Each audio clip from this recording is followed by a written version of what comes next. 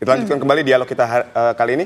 Bang Habib, ini kan kalau kita lihat ya, dari 34 pos kementerian, dugaannya, ini masih dugaan ya, masih prediksi lah, akan menjadi, kemungkinan akan menjadi 46 kementerian. Pasti di situ ada anggaran yang bertambah, harus juga ada kantor kementerian baru yang dipersiapkan dan seterusnya. Artinya kan ini anggaran APBN-nya juga akan membengkak begitu. Anda menilainya seperti apa? Ya tentu kita yang namanya efisiensi itu kita nggak lihat jumlah kementeriannya. Berapapun jumlah kementeriannya, kalau kita nggak efisien ya boros saja anggaran. Ya pasti banyak sekali memang evaluasi kita ya selama ini ada sektor-sektor yang memang masih dianggap cukup boros, seperti biaya perjalanan, lalu acara-acara, seremoni-seremoni dan lain sebagainya. Kalau kita detailing sampai ke satuan 3 sebetulnya masih banyak pos-pos yang kita bisa lakukan penghematan. Nah, di luar konteks itu ya yang paling penting ini kan hasilnya ya. Bagaimana misalnya kita membuka gerai misalnya kan ya, satu gerai dengan 10 gerai dalam konteks pembangunan gerainya tentu akan mahal yang 10 gerai. Tapi dalam konteks hasilnya, keuntungannya, manfaatnya, jika itu bisa berjalan dengan efektif ya, yang tadinya dianggap tidak efisien itu tentu akan sangat membawakan hasil yang baik gitu loh. Jadi jangan risau, ya, negara kita ini negara besar bos, ya. Negara kita ini negara kaya, kita sanggup, kita mampu kerja dengan format jumlah kementerian yang banyak, dengan format kabinet yang besar. Yang paling penting adalah bagaimana kita bekerja itu result oriented. Untuk apa besar kalau memang nggak ada proyeksi akan membawa hasil yang besar, gitu kan ya. Tapi nggak ada guna juga kecil, tapi proyeksinya juga nggak akan membawa hasil yang besar. Jadi sudah kebutuhan. Ya, satu, ada dua sisi. Satu dalam konteks kita membagi tugas yang demikian besar, banyak ya, beban yang begitu berat karena kita negara kaya dengan SDM berlimpah dan peluang yang sangat besar. Yang kedua, kita memang harus mengedepankan politik merangkul, politik gotong royong. Itulah demokrasi kita. Kalau kita negara otoriter, kalau Pak Prabowo seorang yang otoriter, dia nggak mau dia bikin kabinet besar. Cukup beberapa partai pendukungnya saja. Tapi ini justru menunjukkan bahwa Pak Prabowo itu komit pada yang namanya demokrasi. Demokrasi adalah kita, ya, itu dengan melibatkan sebanyak mungkin orang dalam pemerintahannya. Jadi untuk faktor kebutuhan tadi ya, sehingga nomenklatur itu potensi tambah jadi 46 itu besar. Saya bilang tadi, saya kan di sini berapa kali, Vita, Kementerian Hukum dan HAM, ya kan ya, itu bisa dibedah menjadi 4 atau 5 kementerian. Yang sekarang isunya kan jadi kementerian, isunya ya, saya belum konfirmasi, Kementerian Hukum, Kementerian HAM, Imigrasi dan Lapas. Isunya ini ya, belum saya konfirmasi. Itu aja udah menjadi 3, dari 1 menjadi 3. Gitu. Nah, tapi pertanyaan begini Bang Habib, kan kita tahu ya bahwa setiap kemudian kader Partai Gerindra dan siapapun lah yang menyampaikan bahwa pembentukan nomenklatur kementerian dan siapa-siapa yang akan menduduki pos menteri ini kan hak prerogatif dari Pak Prabowo sebagai presiden terpilih. Tapi kan kita tidak bisa menafikan Pak Prabowo merupakan presiden terpilih sekaligus sebagai ketua umum Partai Gerindra. Akankah Gerindra juga pasang call tertinggi untuk mendapatkan jatah lebih banyak dibandingkan dengan partai lain? Yang sesungguhnya kalau di antara kader Partai Gerindra ini kalau disuruh jadi menteri malah lempar-lemparan gitu kan ya. Ya kan ya. Anda saja gitu kan ya. Kenapa?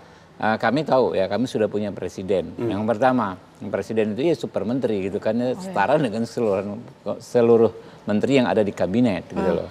Yang kedua ya, kami tentu tegang rasa ya, bahwasanya nggak mungkin hanya kelompok kita saja nih, dengan beban yang demikian berat, nggak mungkin hanya partai kita saja, nggak mungkin hanya koalisi kita saja, nggak mungkin hanya kelompok kita saja yang menjalankan tugas kebangsaan. Jadi nggak bermasalah kalau dapat lebih kecil ya dibandingkan dengan partai lain. Lihat aja kita nanti Gerindra bukan partai yang paling banyak dapat menteri. Setahu saya seperti itu. Coba deh. Baik, kita ke Bang Slamet. Bang Slamet, ketika melihat 46 kementerian, ini pertanyaan yang juga serupa dengan Bang Habib, akan ada anggaran yang membengkak di situ. Anda menilainya seperti apa? Ya, tentu kalau kita lihat perjalanan nanti di tahun 2025, toh APBN-nya sudah dibuat oleh pemerintahan Presiden Jokowi ya. Maka kemudian di awal tentu harus menyesuaikan. Lalu apakah harus ada gedung-gedung baru? Saya kira juga tidak. Misalnya dipecahnya Kementerian Hukum dan HAM, ada imigrasi dan segala macam, ada pemasarakatan. Toh kantor-kantornya sudah ada. Jadi naik kelas sebenarnya dari Direktorat Jenderal menjadi kementerian. Begitu juga di Kementerian Keuangan ada bea cukai dan lain-lain itu, dan pajak itu misalnya jadi kementerian, tidak perlu membangun gedung baru, hanya naik pangkat, ya, naik derajat dari tingkat Direktorat Jenderal menjadi kementerian. Tentu risikonya semakin gemuk, ada penambahan biaya, yaitu itu adalah konsekuensi logis. Tinggal bagaimana caranya melakukan efisiensi, fokus pada 17 program unggulan Presiden terpilih Prabowo. Fokus pada asta citanya. Jadi semua menurut saya mesti menyesuaikan di situ. Kalau saya lihat memang background Pak Prabowo sebagai tentara misalnya, yang ideal bagi Pak Prabowo adalah satu batalion misalnya 8 kompi. Yang ada di kompi standar, batalion standar kan cuma 5 kompi. Begitu juga pada waktu memimpin Kopassus, dari 3 grup ditingkatkan menjadi 5 grup. Pada waktu menjadi Panglima Kostrat,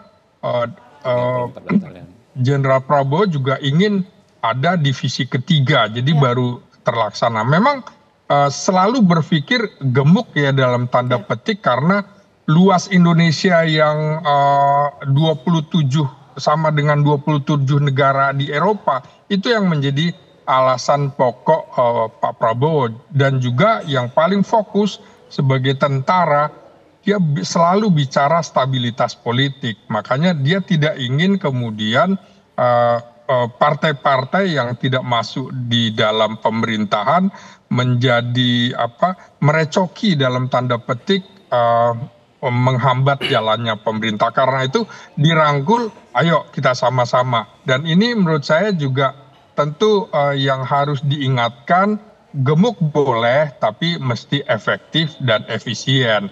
Tidak kemudian biayanya melebihi 34 kementerian yang sebelumnya ada di era pemerintahan Presiden SBY maupun Presiden Jokowi, begitu. Baik, gemuk boleh tapi tidak harus tetap efektif dan efisien. Baik, sekali lagi terima kasih kepada Bang Slamet telah berbagi informasi kepada kami, dan juga terima kasih kepada Bang Habib juga telah berdialog bersama kami hari ini.